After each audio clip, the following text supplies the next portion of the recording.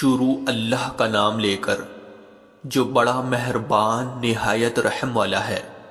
یاسین، حکمت بھرے قرآن کی قسم، تم یقیناً پیغمبروں میں سے ہو، بالکل سیدھے راستے پر۔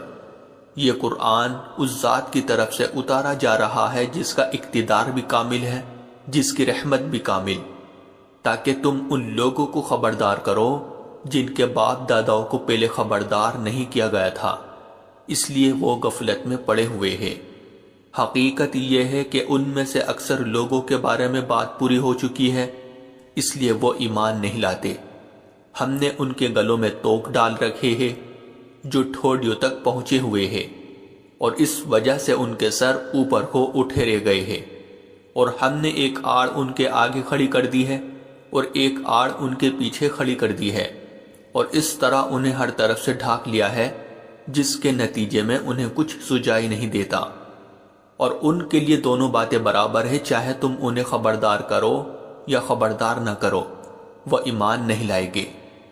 تم تو صرف ایسے شخص کو خبردار کر سکتے ہو جو نصیحت پر چلے اور خدا رحمان کو دیکھے بغیر اس سے ڈرے۔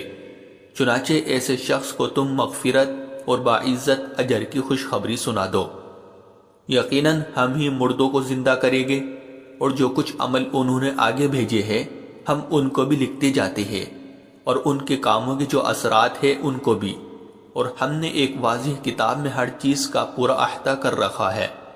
اور اے پیغمبر، تم ان کے سامنے ایک بستی والوں کی مثال پیش کرو جب ان کے پاس رسول آئے تھے۔ جب ہم نے ان کے پاس شروع میں 2 رسول بھیجے تو انہوں نے دونوں کو جھٹلا دیا، پھر ہم نے ایک تیسرے کے ذریعے ان کی تائید کی، اور ان سب نے کہا کہ یقیناً جانو ہمیں تمہارے پاس رسول بنا کر بھیجا گیا ہے۔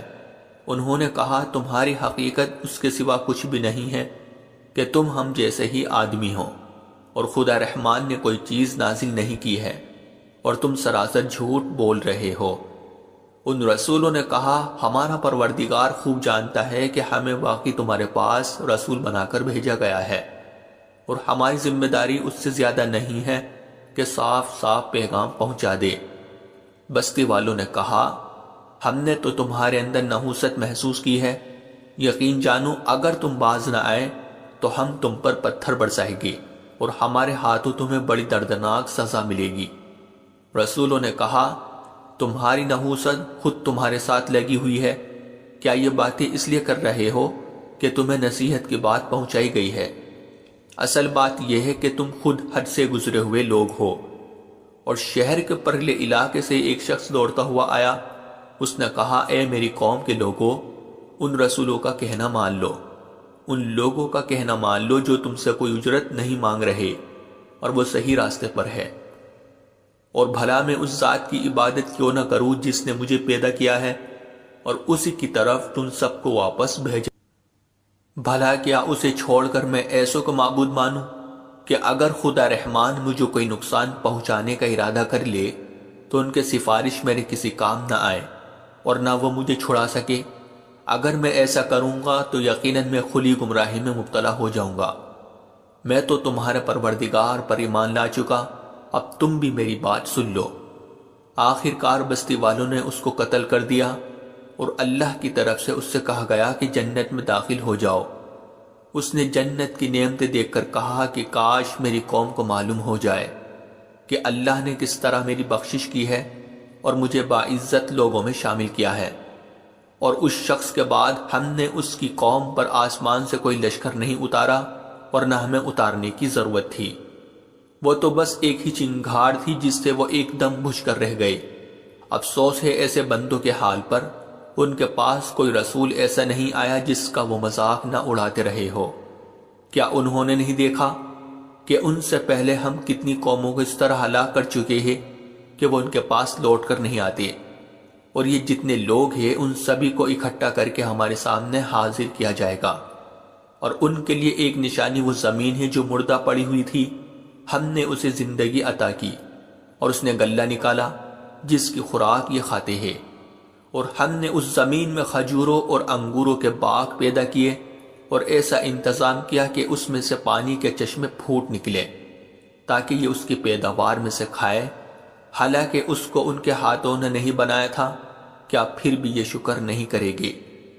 پاک ہے وہ ذات جس نے ہر چیز کے جوڑے جوڑے پیدا کیے ہیں، اس پیداوار کے بھی جو زمین اگاتی ہے اور خود انسانوں کے بھی، اور ان چیزوں کے بھی جنہیں یہ لوگ ابھی جانتے تک نہیں ہیں، اور ان کے لیے ایک اور نشانی رات ہے، ہم اس پر سے دن کا چھلکا اتار لیتے ہیں تو وہ یکایک اندھیرے میں رہ جاتے ہیں، اور سورج اپنے ٹھکانے کی طرف چلا جا رہا ہے۔ یہ سب اس ذات کا مقرر کیا ہوا نظام ہے جس کا اقتدار بھی کامل ہے، جس کا علم بھی کامل، اور چاند ہے کہ ہم نے اس کی منزل ناپ تول کر مقرر کر دی ہے، یہاں تک کہ وہ جب ان منزلوں کے دورے سے لوٹ کر آتا ہے تو کھجور کی پرانی ٹہنی کی طرح پتلا ہو کر رہ جاتا ہے۔ نہ تو سورج کی یہ مجال ہے کہ وہ چاند کو جا پکڑے، اور نہ رات دن سے آگے نکل سکتی ہے، اور یہ سب اپنے اپنے مدار میں تیر رہے ہیں۔ اور ان کے لیے ایک اور نشانی یہ ہے کہ ہم نے ان کی اولاد کو بھری ہوئی کشتی میں سوار کیا، اور ہم نے ان کے لیے اسی جیسی اور چیزیں بھی پیدا کی جن پر یہ سواری کرتے ہیں، اور اگر ہم چاہیں تو انہیں غرق کر ڈالے، جس کے بعد نہ تو کوئی ان کی فریاد کو پہنچے اور نہ ان کی جان بچائی جا سکے۔ لیکن یہ سب ہماری طرف سے ایک رحمت ہے اور ایک معین وقت تک زندگی کا مزہ اٹھانے کا موقع ہے جو انہیں دیا جا رہا ہے۔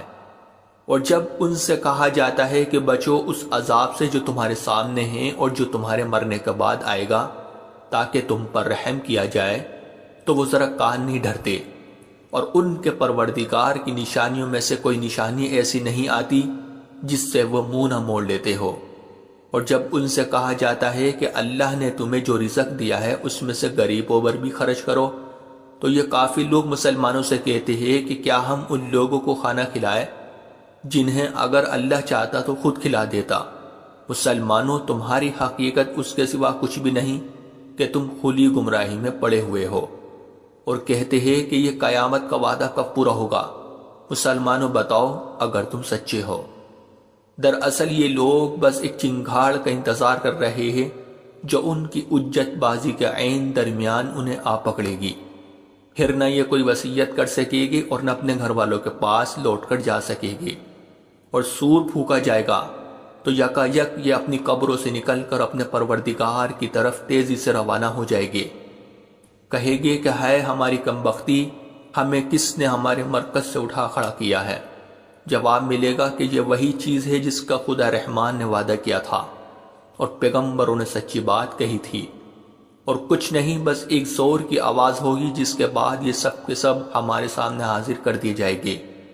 چنانچہ اس دن کسی شخص پر کوئی ظلم نہیں ہوگا اور تمہیں کسی اور چیز کا نہیں بلکہ انہی کاموں کا بدلہ ملے گا جو تم کیا کرتے تھے۔ جنت والے لوگ اس دن یقیناً اپنے مشغلے میں مگن ہوگے، اور وہ ان کی بیویاں گھنے سایوں میں آرام دانشتوں پر ٹیک لگائے ہوئے ہوگے۔ وہاں ان کے لیے میوے ہوگے اور انہیں ہر وہ چیز ملے گی جو وہ منگوائے گے۔ رحمت والے پروردگار کی طرف سے انہیں سلام کہا جائے گا، اور کافروں سے کہا جائے گا کہ اے مجرموں، آج تم مومنوں سے الگ ہو جاؤ۔ اے آدم کے بیٹو، کیا میں نے تمہیں تاکید نہیں کر دی تھی کہ تم شیطان کی عبادت نہ کرنا؟ وہ تمہارا کھلا دشمن ہے، اور یہ کہ تم میری عبادت کرنا، یہی سیدھا راستہ ہے۔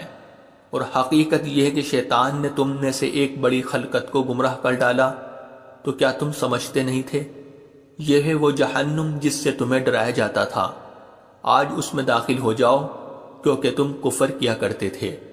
آج کے دن ہم ان کے منہ پر مہر لگا دیں گے، اور ان کے ہاتھ ہم سے بات کریں گے، اور ان کے پاؤں گواہی دیں گے کہ وہ کیا کمائی کیا کرتے تھے۔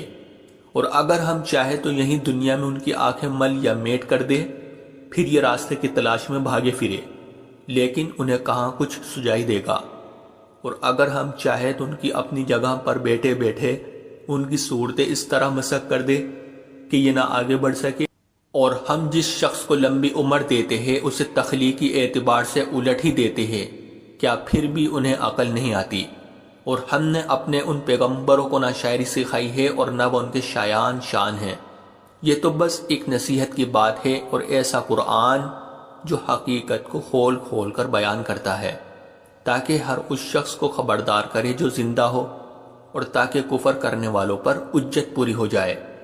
اور کیا انہوں نے یہ نہیں دیکھا کہ ہم نے اپنے ہاتھوں کی بنائی ہوئی چیزوں میں سے ان کے لیے موشی پیدا کیے اور یہ ان کے مالک بنے ہوئے ہیں، اور ہم نے ان موشیوں کو ان کے قابو میں دے دیا ہے، چنانچہ ان میں سے کچھ وہ ہے جو ان کی سواری بنے ہوئے ہیں اور کچھ وہ ہے جنہیں یہ کھاتے ہیں۔